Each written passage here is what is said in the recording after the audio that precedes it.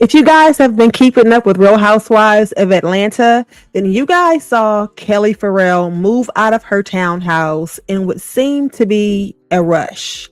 And Shamia Morton, being the best friend that she is, gave Kelli a nice townhome to stay in temporarily.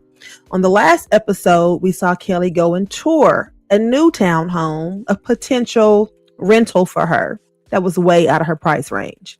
Anywho, I was like, what is going on? What is really going on? And she mentioned something about a neighbor harassing her and all that. Well, let me tell you, I did my research, did a little research. And what I found is that Kelli actually has a restraining order against her from her neighbor. Okay. Not only that, she's also involved or was also involved in a court case about a restraining order that was filed by her former stepdaughter. Yeah, her stepdaughter. Talk about drama. And there's another lawsuit against Kelli by a former employee that's alleging that Kelli didn't pay them for their working at Nana's Chicken and Waffles. We're going to get into all of it right after my intro plays. My name is Tanya, you guys. Welcome to the suite. I will catch you guys on the other side of this intro. Go ahead and like the video and give it a thumbs up. Subscribe to my channel if you have not already, and meet me here in the suite in a few seconds. Everyone knows the best conversations happen in hair salons. And guess what, beauty? It's your appointment time. So grab your drink, grab your wine, grab your friends, and let's talk. My name is Tanya, I'm your host, and this is Sweet Tea.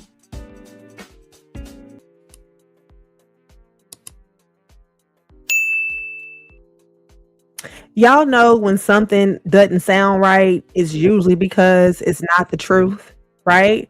So when Kelli was saying that she had to move out of her townhome because this neighbor had been harassing her and all of this, I'm just like, what is really going on? And then she was acting like she had so much going on in her life during this past season during this current season, that she was like on the verge of tears sometimes, and just saying a lot about what was going on, but she wasn't really giving much detail.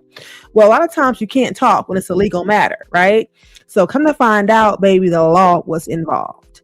Kelli was ordered to stay 30 yards away from a neighbor who claimed she entered her home without permission. Okay? She's saying Kelli went to her house, entered her home without permission. So on September 2nd of 2025, that's just this past year, while filming, y'all, this happened while filming, Manulata Cash is the neighbor's name. Manulata Cash filed a petition for a temporary protective order against Kelli. Kelli, who was 40 years old, was living in a 4-bedroom, 3-bath townhome in Atlanta, Georgia. Okay. Cash, who was an HOA board member, claimed that on August 9th, HOA means Homeowners Association. So apparently this neighborhood that Kelli lives in has an HOA, which generally comes with rules and regulations, and they can impose fines too if you break those rules, right? So this person, this Cash lady, was a part of the HOA. So this is like some Real Housewives drama. And I don't know why they didn't have the tapes rolling. Maybe the tapes wasn't rolling. Maybe the cameras weren't rolling in, like when this was going down. But this should have been her storyline, like all of this drama, right?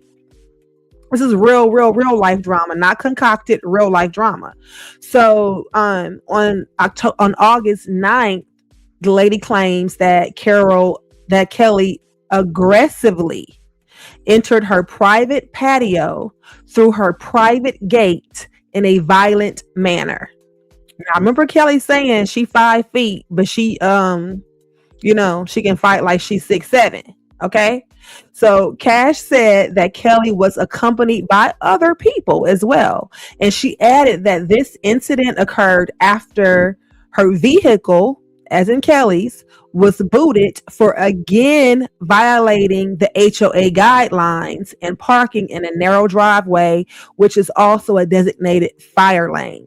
So apparently Kelli was parking the vehicle where it wasn't supposed to be parked, and they booted her car, and she got upset, allegedly went over to the woman's house, went in through her patio with other people. Okay. The petition says that Kelli had to be physically restrained and removed, during which time she engaged in bizarre behavior while making a series of erratic verbal threats towards the woman, some of which were clear and others that were unintelligible. There was also a 911 call made after the fact that Kelli called 911 like 10 minutes after the altercation happened, and she could be heard saying like, I got time today. So I don't know, y'all. Sound like it was a heated conversation, right? Or a heated altercation.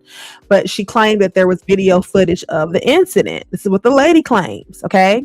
So Cash asked the court to order Kelli to stop harassing and intimidating her, and for her to stay away from her and her family, and for her to receive, get this, appropriate psychiatric and psychological services.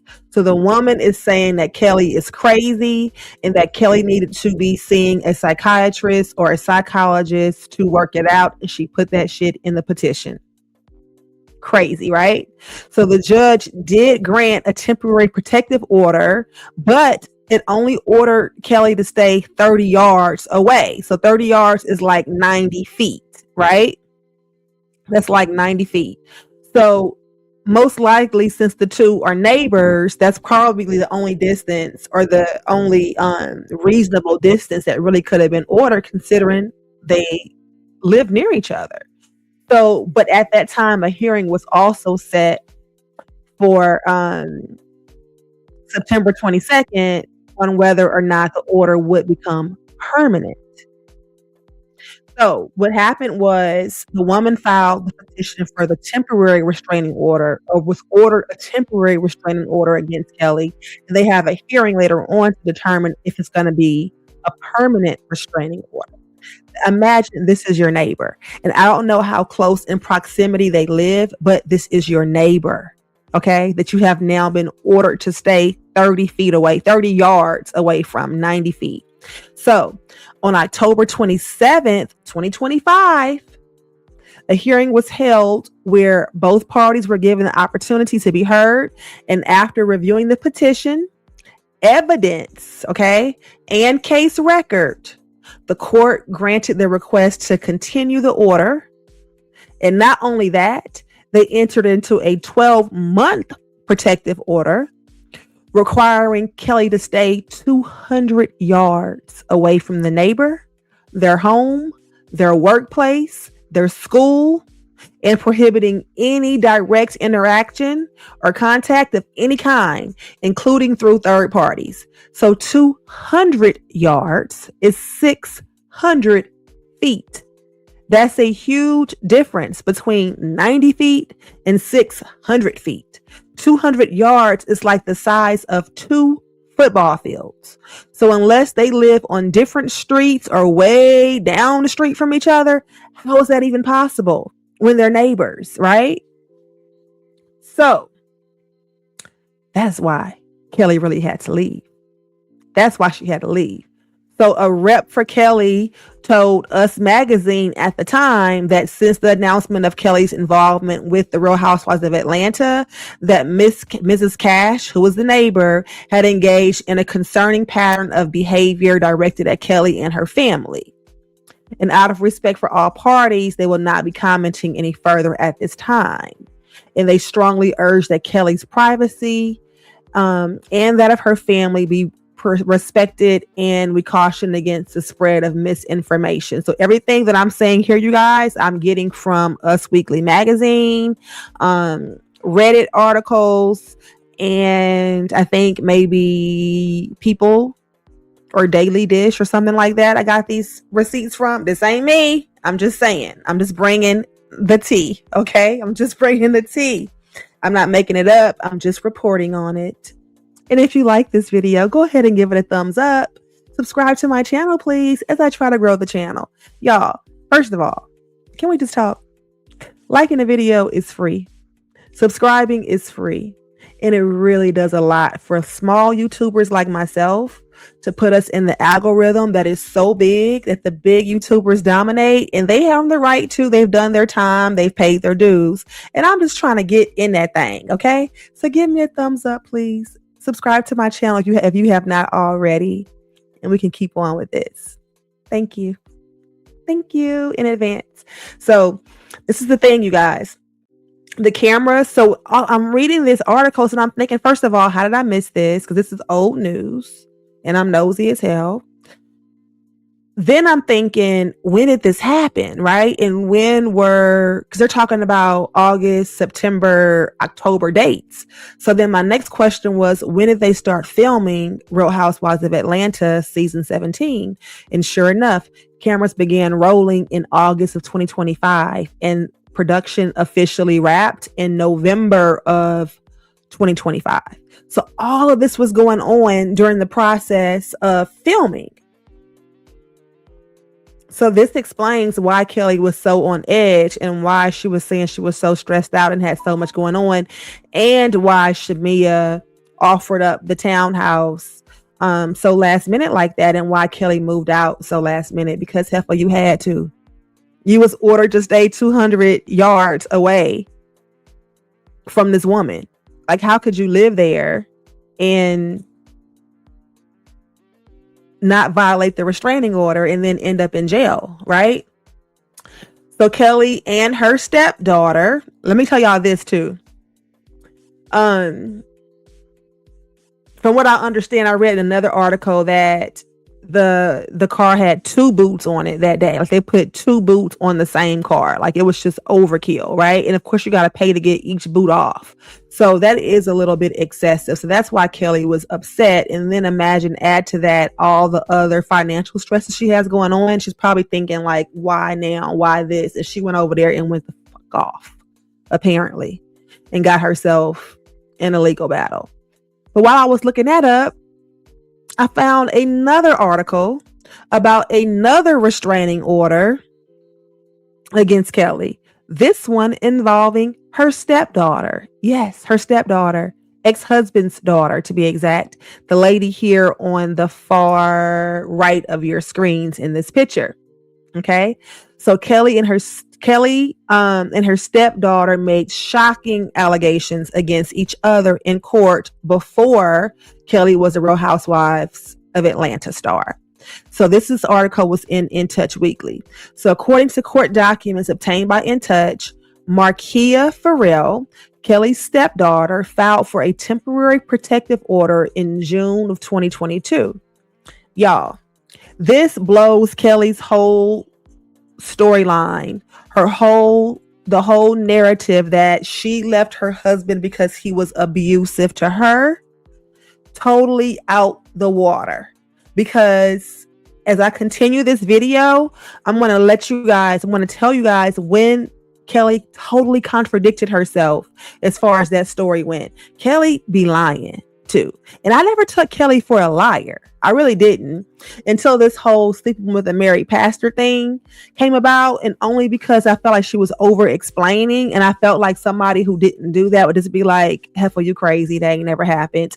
Wouldn't be talking about, I had to change flights and I had to change flights because this happened and I was with so-and-so and I went to Shamia's room that night. And, it's just a lot that I felt like she was over explaining about that situation instead of just saying, "I didn't do that." Okay.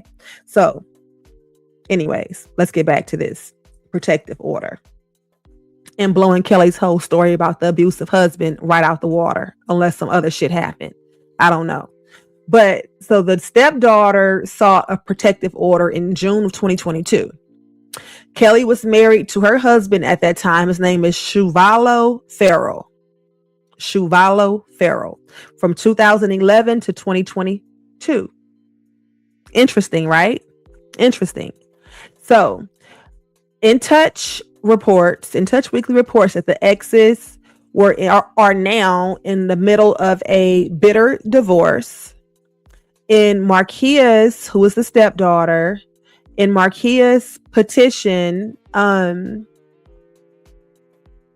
then 24-year-old accused Kelli of having made threats to her, stating that she would beat her up or get someone else to do it. She comes to my job, she says. She comes to my job to provoke me by bumping into me, the filing read. Markia said that the new Bravo star blamed her for the breakup of her and my father. Isn't that interesting? Because Kelly's telling us that they broke up because he was abusive to her, right? Now, this girl is saying in her filings that Kelli blamed her for the breakup of her and her father.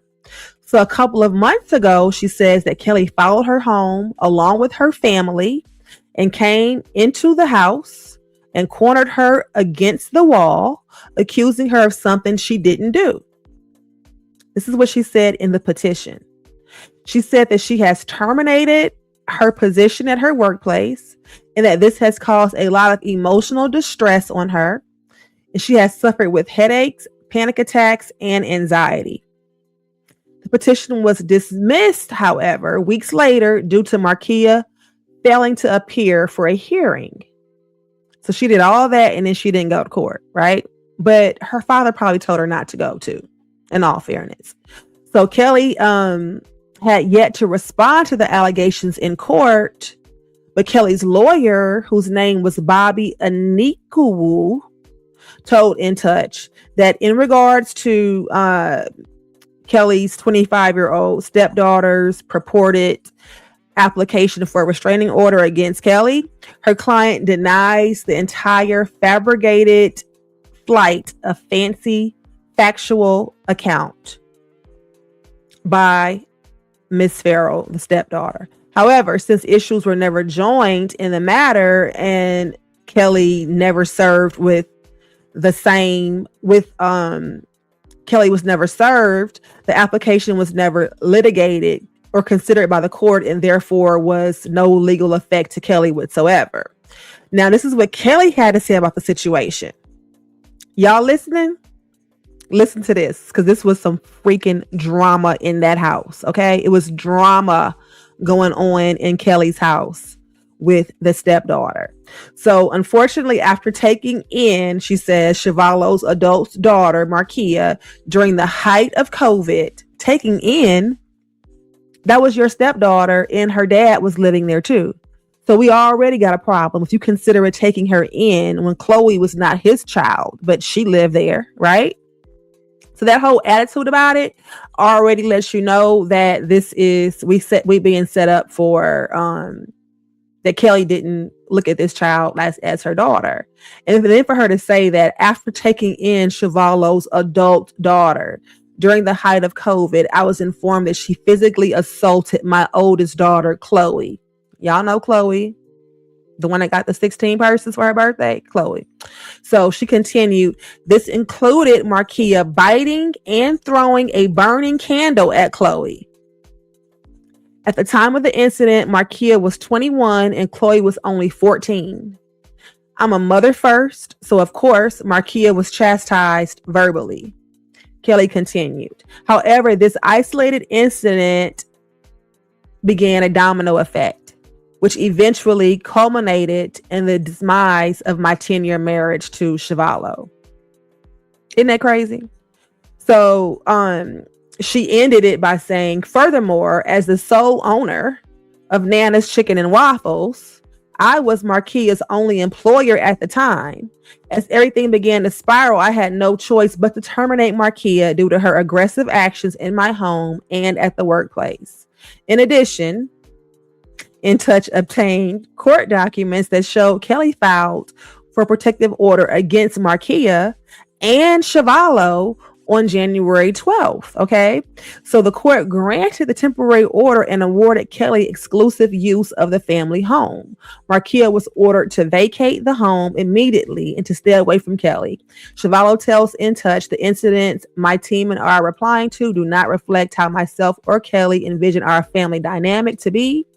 Personally, I did not want to involve my children or hers in any public forum. However, it would be a disservice to not address the facts instead of the salacious attempts she's making, since she's unfortunately going to be eventually exposed for her wrongdoing sooner rather than later. Now, that's some drama. So, what Kelli is saying there in her quote is that these incidents, that fight, led to a domino effect of events that eventually culminated into the end of her marriage. So Kelli told us that her husband was abusive. So was he abusive in that particular fight, or had he been abusive throughout the entire time and this just was when the nail hit the head? Or what was going on, right? What was going on? Regarding the incident between Markia and Chloe, Shavallo's rep Francine Perdue claims the confrontation was started after the younger of the children, Miss Chloe's, alleged actions. They claim Chloe had started the fight and Markia was defending herself. But really though, you 21 and she's 14, you throw hot candle wax at her? That's a little bit much. But for it to lead to divorce, that's a little bit much too. And if they were real sisters, it would be wrong, but it wouldn't necessarily be totally abnormal. 7 years is a big difference, but in sister world, like blood sister world, you can get real pissed off with your 7-year-old, your 7-year younger sister, your 7 years older sister. Y'all can get into it. It happens. And you go to bed that night, you wake up the next day and y'all sisters again. But in the stepsister family, blended family world, apparently it was too much for their marriage to handle. And that was pretty much the end, right? So the rep said the family resolved the incident without involving the police, but it caused tension within the household. Regarding Markia's employment, the rep said Kelli removed her from the work schedule at Nana's Chicken and Waffles, but Shavallo reinstated her. So imagine this happens at home. You go to work, you erase your stepdaughter's name off of the schedule. Your husband goes in and puts her back on. So that incident caused even more tension. And Kelli left their home in January 2022. The rep said Shavallo filed a restraining order against Kelli in early 2022 due to alleged threats. So this just really started a huge downward spiral. They told us Kelli's 2022 restraining order against Markia ended up being dismissed in the end, but the order against Shavallo was upheld. However, the rep said that the court allowed visitation with his children on Fridays through Mondays. And then y'all all know how that went. Shavallo, it's a bunch of mess. So his team says that he has yet to see his kids since Kelli filed her new restraining order in 2024. The rep added that Mr. Ferrell's primary goal is to achieve justice and regain normalcy in his relationships with his children while protecting his financial and business interests. He has faced numerous challenges due to Kelli's escalating actions and public behavior, but he continues committed to resolving these issues through legal means and ensuring that both sides of the story are represented fairly. Kelli tells us in response, "It's truly disheartening that a grown woman can justify biting, throwing a burning candle, and abusing a minor child in the manner that she did for any reason at all. One of my biggest regrets was not pressing charges against Markia at the time because she was my purported stepdaughter. Sadly, it still triggers undesirable memories when I see marks on Chloe's arm from the incident. And to hear that she's apparently working with kids now is truly appalling, since she has no issues committing violent acts against them while taking zero accountability." What did Chloe do though, Kelli? Like, what did Chloe do in the incident? Like, I know damn well this girl didn't just get up and decide to throw a hot candle at Chloe or to bite her. Like, what's the whole story? And y'all, So again, I'm looking, I'm being nosy, I'm getting on my research or whatever, getting my little ducks in a row for y'all. And then I found another article where Kelli apparently has been she's being sued by a former employee as well. God, Kelli just can't catch a break. So a former employee has filed a wage theft lawsuit against Kelli. Recently, Kelli opened the Nana's Chicken and Waffles in Sandy Springs, right? We know about that, and we also know that it closed like a month later. So, a former server named Sanaya Casey has filed suit in Fulton County Superior Court against Kelli and the restaurant. Casey claims she worked from July through mid-August, but was paid only once and never provided proper payroll records. The complaint seeks $18,788.52 in lost wages. Lost wages, back pay, tuition reimbursement, emotional damages, and other costs, alleging she was forced to take a semester off college and lost housing because of unpaid wages. Casey has also asked the court to consider criminal charges for knowingly withholding pay. How about that? This is the thing, though, y'all. Give me 1 second. Let me get this off my screen. This is the thing. This is what happens. You go too far sometimes. People go too far, okay? This is the prime example. Kelli went too far, going to that woman's house on her patio, allegedly, threatening her. She done got herself in a damn restraining order. The stepdaughter went too far, fighting Chloe and biting her and throwing hot wax at her. And then the employee in this case is going too far. How are you going to sue for tuition reimbursement? Like, did you really think working at Nana's part-time was going to pay your tuition? And if it was, then what tuition are you out of? The part that was paid? Like, you had to drop out of school for a whole semester? Like, people just go too damn far with it, They just go too far. So, and when they do that, sometimes they don't deserve anything because you're just trying to take it too far. I don't like all that unscrupulous, dishonest stuff. You know what I'm saying? But anyways, you guys, I thought that was very interesting. I'm like, damn, Kelli really has been going through it. She's really been going through it on this show while recording. But the bigger question is, why the hell wasn't that her storyline? She kept saying she's going through a hard time. I know it was a legal matter, but she still could have spoke on it a little bit more than what she was and gave more context to it, had talks with Chloe about it, Like, I think she had a lot more to offer the show this season, what was really going on in her real life. And maybe it was a little too deep for her to share with us. Maybe she felt like it was a little too deep or a little too real. Or maybe because it was a legal issue, she couldn't. I'm not sure, but it sure would have been entertaining. I know that much. If you guys agree, let me know in the comments. You guys, let me know what y'all think about this video about the allegations against Kelli made by the former employee of not paying her. What do y'all think about the fight between Chloe and the stepdaughter? Do you guys think that that's really what happened? Because the timeline is kind of adding up there. Like, that happened, and then y'all ended up moving out the house, filing for divorce, the whole nine, right? So it's kind of adding up there. And then that also kind of explains why, remember last season, which was Kelli's first season, Chloe was crying and kind of talking about how the stepdad wasn't fighting for her. He wasn't trying to see her, and about how he had been her dad all those years. And then, all that situation. So it just kind of makes you wonder, is he done with Chloe because of what happened between her and his daughter? Does he blame Chloe for the end of their marriage the way that Kelli blames his daughter? And when you're in a blended family like that, sometimes it puts you in a bad position because you want to defend your kids by any means necessary, but at the same time, sometimes your kid isn't right. And it becomes an us against them situation. And that's not healthy either. But the fact that Kelli looked at it as taking in her adult stepdaughter during the height of COVID, and not our daughter came to live with us during COVID. says a lot, right? So let me know what y'all think in the comments about this whole situation, the whole debacle. Don't forget to like the video, subscribe to my channel, you guys, and I will see y'all next time here in the suite. Again, thanks for joining me. My name is Tanya. This is Sweet Tea.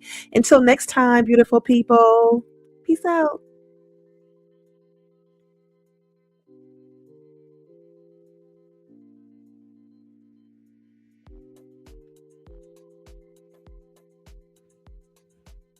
Get this to end. Bye, y'all.